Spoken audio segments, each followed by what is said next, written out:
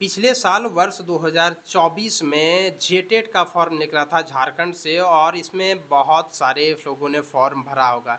जेटेट का अगर आपने फॉर्म 2024 में भरा था तो आपको एक बार फिर से फॉर्म भरना होगा, क्योंकि पिछला वाला जो फॉर्म था वो रद्द हो जाएगा।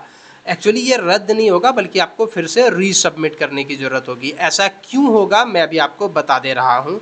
सबसे पहले आप इस न्यूज़ को देखिए। ये 15 मई 2025 का न्यूज़ है और इसमें लिखा है कि जेटेट में क्षेत्रीय व जनजातीय भाषा का निर्धारण जिलावार होगा।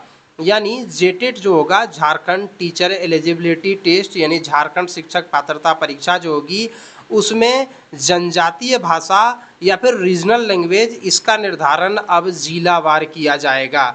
ये जिलावार जो है वो पहले नहीं था। 2013 और 2016 में जो जेटेट का एग्ज़ाम हुआ था उसमें जिलावार ही भाषा का निर्धारण था, लेकिन 2019 में ऐसी कोई नियमावली में प्रावधान नहीं था, जिसकी वजह से पिछला बार यानी 2024 में जो फॉर्म भरा गया उसमें जिलावार भाषा नहीं चयन किया गया।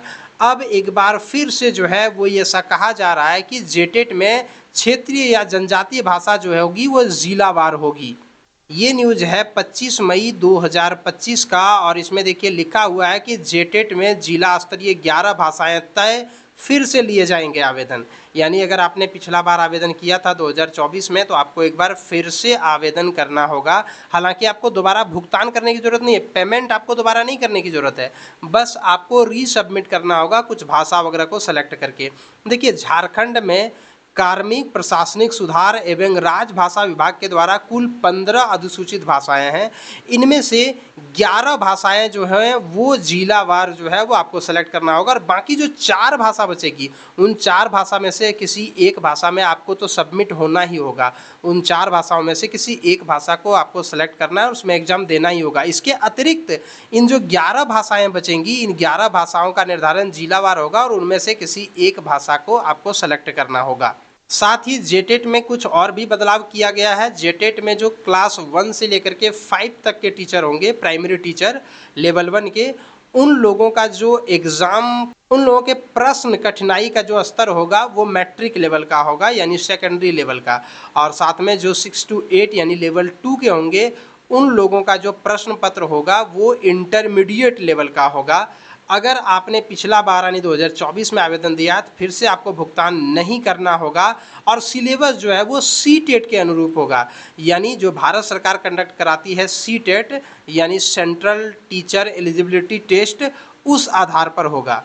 साथ में प्रत्येक खंड में अब पास करने की अनिवार्यता खत्म कर दी गई है। पहले ऐसा होता था कि साइंस में भी आपको पास करना है, हिस्ट्री में भी पास करना है, इसमें भी पास करना है, मतलब अलग अलग जो सब्जेक्ट है सब में पास करना है। लेकिन अब ये जो है वो सिस्टम हटा दिया गया है। अब ओवरऑल में आपको पास करना होगा।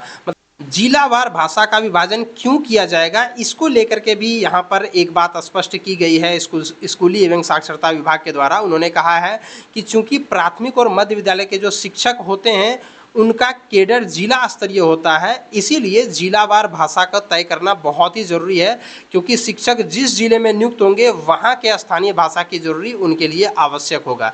इसीलिए सीटेट में ये सारे बदलाव किए जा रहे हैं। सीटेट में ये जो बदलाव हुआ है इसको अभी मंजूरी मिलना बाकी है।